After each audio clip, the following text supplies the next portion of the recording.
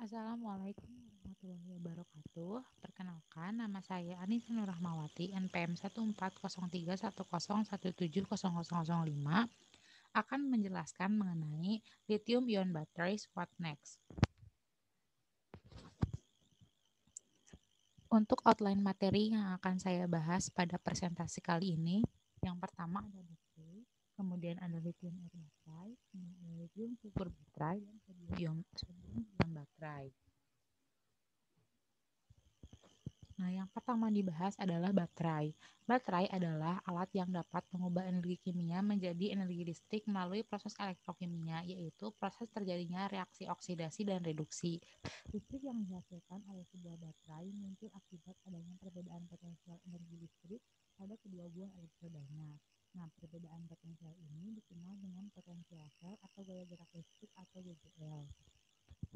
Alessandro Volta merupakan orang yang pertama kali menciptakan baterai pada awal abad ke-19 yang dikenal dengan tumpukan volta atau voltaic cell. Baterai ini terdiri dari tumpukan cakram tank dan tembaga berselang-seling dengan kain basah yang telah dicelup air garam sebagai pembatasnya.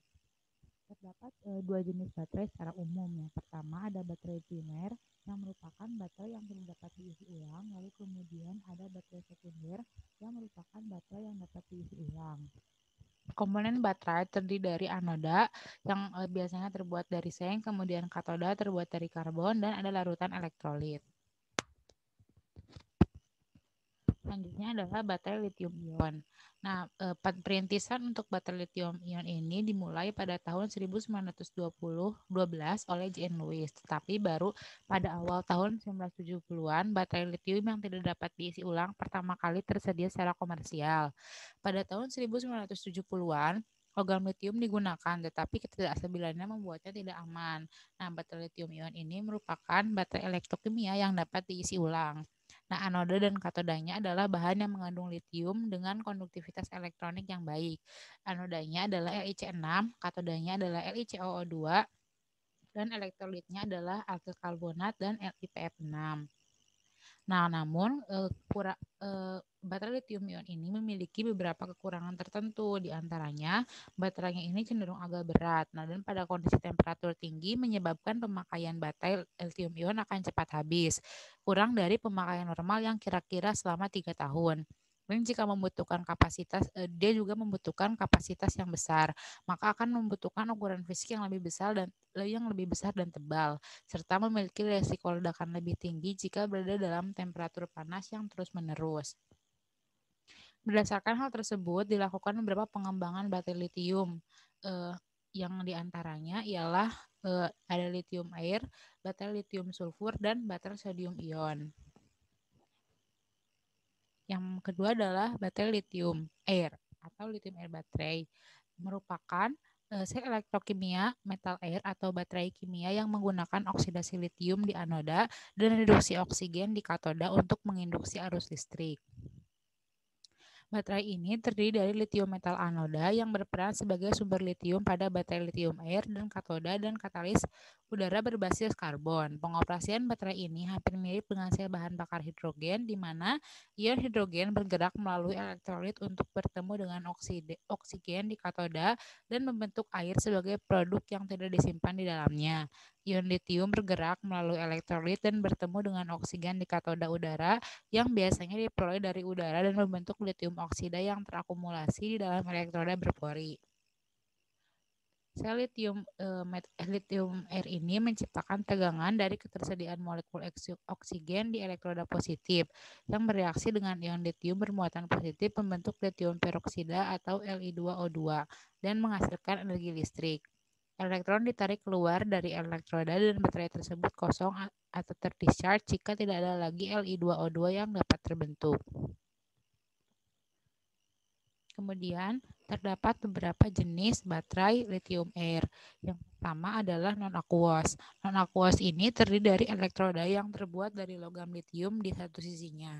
Kemudian elektroda udaranya di sisi lain dan elektrolit non-aqueousnya yang terdiri dari garam litium yang dilarutkan dalam pelarut non-air dan elektrolit cairnya di tengah. Baterai non-aqueous ini dia memiliki strength di mana dia memiliki konduktivitas ionik yang tinggi, stabilitas kimia dan elektrokimia yang baik, titik didih tinggi, tekanan uap rendah, dan kelarutan oksigen tinggi, serta kepadatan energi spesifik yang tinggi. Selanjutnya, aqueous, di mana dia memiliki kelemahan yang kepadatan energi spesifiknya rendah dan stabilitasnya rendah terhadap membran solid state. Kemudian ada tipe hybrid, di mana hybrid ini dia memiliki strength, yaitu mampu meningkatkan konduktivitas ion litium dan memungkinkan litium serta membran elektrolit padat tidak bersentuhan langsung. Namun dia kelemahannya ialah mirip dengan kelemahan baterai lithium air yang biasa yang pada umumnya. Kemudian yang terakhir ada tipe solid state, di mana anoda dan katodanya sama dengan lithium air non aqueous, tetapi elektrolitnya adalah membran penghantar ion lithium solid state.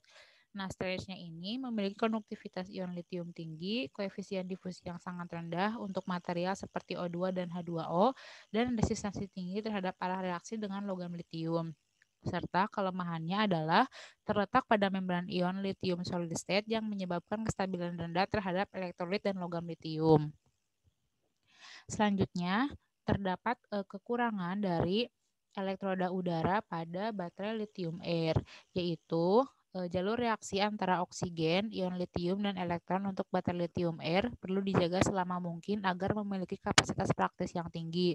Kemudian, karena baterai tersebut menggunakan bahan karbon sebagai katalis, maka akan terjadi ketidakstabilan sehingga meminimalkan masa pakai untuk elektroda udaranya. Kemudian bahan karbon yang digunakan sebagai katalisator untuk elektroda udaranya dapat menghasilkan gas karbon dioksida seperti yang terjadi yang dihasilkan selama reaksi, di mana gas karbon dioksida ini dapat mencemari lingkungan sehingga meningkatkan bahaya pemanasan global. Kemudian serta kekurangan dari elektroda litiumnya ini ialah bahwa oksigen dan produk samping lainnya telah menyebabkan reaksi antara anoda logam litium dan elektrolit menjadi sangat rumit sehingga menciptakan lapisan fasi-fasi yang tebal pada permukaan litiumnya. Kemudian meningkatkan ketahanan pengangkutan ion litium yang menyebabkan penurunan kinerja baterai dan kegagalan baterai. Selanjutnya, terdapat beberapa kelebihan dan kekurangan dari baterai lithium air. Kelebihannya ini diantaranya ialah dari struktur terbentuknya, yang dimana baterai ini dapat menyerap bahan katoda aktif atau oksigen dari lingkungan sekitar dibanding dengan membawanya ke dalam baterai. Kemudian, selain energi spesifik yang sangat tinggi, baterai lithium air ini juga memiliki voltase operasi yang tinggi, serta kurva pelepasannya yang datar, ramah lingkungan, dan masa penyimpanan yang relatif lama. Kemudian kekurangannya ialah dia itu menghasilkan limbah yang banyak. Kemudian baterai lithium air ini dia membuang banyak energi dalam bentuk panas, sehingga dia itu menurun lebih cepat. Baterai ini juga membutuhkan komponen ekstra dan dengan harga yang sangat mahal untuk memompa oksigen masuk atau keluar dalam konfigurasi selnya, yang juga merupakan salah satu perbedaannya dengan baterai konvensional. Selanjutnya adalah baterai litium sulfur. Baterai litium sulfur merupakan perpaduan logam litium dengan kapasitas spesifik teoritis sebesar 3.830 mAh per G sebagai anoda, dan unsur sulfur atau S8 dengan kapasitas spesifik teoritis 1.675 mAh per G sebagai katoda pada baterai baterai ini dapat menghasilkan energi spesifik teoritis tinggi sebesar 2.600 Wh per Kg. Di bawah ini terdapat reaksi yang terjadi pada baterai litium sulfur, dan ini ada reaksi di anoda dan reaksi di katodanya. Baterai ini juga memiliki charge dan discharge, di mana ini adalah kurva typical charge dan discharge dari litium sulfur baterai. Selanjutnya ada video yang menjelaskan mengenai skematik dari prinsip skematik dari litium sulfur baterai, di mana litium sulfur baterai ini terdiri dari beberapa bagian atau terdiri dari beberapa komponen. Nah, komponennya ini dia terdiri dari ada anoda, katoda, separator, lalu kemudian ada juga elektrolitnya. elektrolit dan separator dari baterai litium sulfur ini. Nah, ketika arus dinyalakan atau ketika dinyalakan, maka akan terjadi aliran elektron pada baterai tersebut. Pada saat proses ini disebut dengan proses discharge. Nah, pada proses discharge ini, logam litium pada anoda akan teroksidasi menghasilkan ion litium yang akan berpindah melalui elektrolit menuju katoda. Reaksi yang terjadi pada katoda adalah reaksi sulfur atau S8 menjadi ion S2. Ion litium akan bereaksi dengan ion S2 menghasilkan Li2S di permukaan katodanya.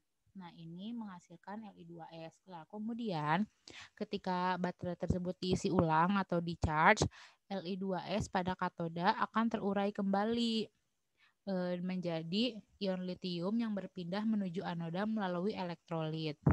Nah, ini adalah proses perpindahan dari ion litiumnya melalui elektrolit. Dan di anoda ini, ion litium dengan bantuan elektron akan kembali menjadi logam litium. Nah, ini merupakan skematik proses dari charge pada baterai litium sulfur. Kemudian, tegangan operasi yang dihasilkan adalah sebesar 2,15 volt dengan rapat energi sebesar 2,51 Wh per gram. Nah, ini adalah beberapa skematik dari proses terjadinya charge pada baterai litium sulfur. Nah, selanjutnya adalah komponen dari baterai litium sulfur. Komponen baterai litium sulfur yang pertama adalah katoda. Katoda yang digunakan adalah partikel sulfur yang dibungkus oleh material karbon. Penggunaan material karbon ini ialah diantaranya seperti grafit, grafen, dan karbon nanotube. Penggunaan material ini bertujuan untuk meningkatkan konduktivitas listrik karena sulfur merupakan material yang nilai konduktivitas listriknya sangat rendah. Kemudian anoda yang digunakan adalah logam litium. Litium ini memiliki kapasitas penyimpanan secara teoritis sebesar 3.861 Ah per gram. Hal utama yang perlu ditambahkan dalam anoda adalah lapisan proteksi untuk mencegah menempelnya polisulfida Li2SX pada permukaan logam litium karena dapat menurunkan kinerja sel baterai litium sulfur. Polisulfida dihasilkan dari reaksi di katoda yang akan bergerak menuju anoda ketika proses charge. Kemudian ada elektrolit. Elektrolit berperan sebagai media perpindahan ion litium dari anoda ke katoda atau sebaliknya. Elektrolit pada baterai litium sulfur memiliki kesamaan yang biasa menggunakan garam-garam litium. Garam litium tersebut adalah LiTFSI, LiPF6, LiNO3, LiClO4, dan lain-lain. Garam-garam tersebut membutuhkan palut seperti dimetil ether, DioX, tetrahidrofuran, dan lain-lain. LiTFSI merupakan elektrolit yang umum digunakan karena kestabilan termal yang tinggi dan kompatibel dengan palut ethernya. Selanjutnya adalah kekurangan dan kelebihan dari baterai litium sulfur, yaitu pertama adalah kepadatan energi gravimetri yang lebih baik, bahan bakunya yang cukup rendah, karakteristik keselamatan yang lebih baik, dan pengurangan beberapa beban lingkungan yang terkait dengan bahan sel. Namun kekurangannya ini terletak pada kelarutan litium sulfur dalam elektrolit pada saat discharging dan discharging dan suhu operasionalnya. Kelarutan tersebut akan mendegradasi elektroda dan menurunkan performa baterai litium sulfur. Selanjutnya adalah baterai sodium ion baterai. Baterai natrium ion atau sodium ion adalah jenis baterai isi ulang yang menggunakan ion natrium sebagai pembawa muatan. Baterai natrium ion ini relatif dibandingkan dengan jenis baterai lainnya. Natrium lebih murah dan berlimpah dan jauh lebih banyak daripada garam litium. Upaya pertama kali pembuatan baterai sodium ion ini dilakukan pada tahun 1967 oleh Ford Motor Company dalam baterai natrium sulfur.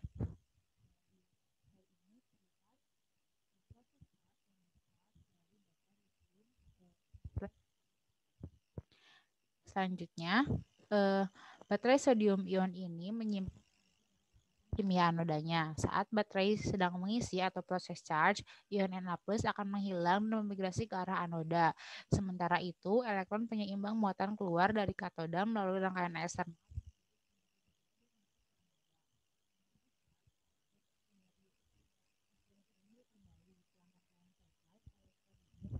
kembali dari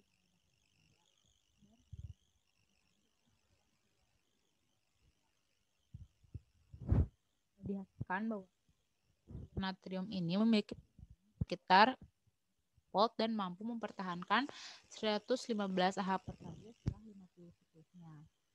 Selanjutnya adalah struktur dari baterai sodium ion. Ada banyak jenis bahan katoda untuk sel ion Na yang telah diteliti seperti kalkogenida, fluorida, senyawa polianion, dan senyawa oksida, serta katoda kromium telah diuji sebagai katoda. Sodium fluorophosphate diuji untuk bahan katoda. Elektrolit yang berbeda digunakan untuk baterai ion Na seperti etilen karbonat, dietil karbonat, propilen karbonat, dimetil karbonat, etil metil karbonat, butilen karbonat, dan vinilena karbonat, dan kombinasi garam LiPF6 dan NaCl4. Karbon berpoli juga telah diidentifikasi sebagai salah satu bahan anoda. Dalam karbon berpori, ion Na dapat secara reversibel dimasukkan ke dalam nanopori atau diserap pada permukaan karbon dan memberikan kapasitas kurang lebih 200 mA per Hg. Selain anoda karbon, paduan berbagai jenis anoda dan aditif seperti antimoni, timah, fosfor, germanium, dan timbal juga dapat digunakan. Selanjutnya ini adalah beberapa bahan yang biasa digunakan pada baterai sodium ion. Ini merupakan grafik bahan interkalasi elektroda positif dan negatif utama untuk baterai natrium ion, di mana kapasitas teoritis dari berbagai bahan pada berbagai potensinya ditunjukkan dengan oval berwarna biru, dan kapasitas yang dicapainya ini ditunjukkan dengan batang berwarna abu-abu. Selanjutnya ini adalah beberapa kelebihan dan kekurangan dari baterai sodium ion. Yang pertama, kelebihannya ialah dapat diisi ulang untuk menyimpan energi dan lebih mudah untuk didaur ulang. Kemudian harganya terjangkau dan mampu bekerja pada suhu ruangan dan memiliki efisiensi yang baik. Kemudian kekurangannya ialah membutuhkan lebih banyak daya untuk menjaga aliran energi sehingga diperlukan beberapa hari untuk mengisi daya. Kemudian tegangan operasi yang lebih rendah dan kepadatan energi yang lebih rendah, serta perlu suhu tinggi agar menghasilkan kerja yang optimal. Nah, sekian presentasi yang dapat saya sampaikan. Kurang lebihnya mohon maaf. Wassalamualaikum warahmatullahi wabarakatuh.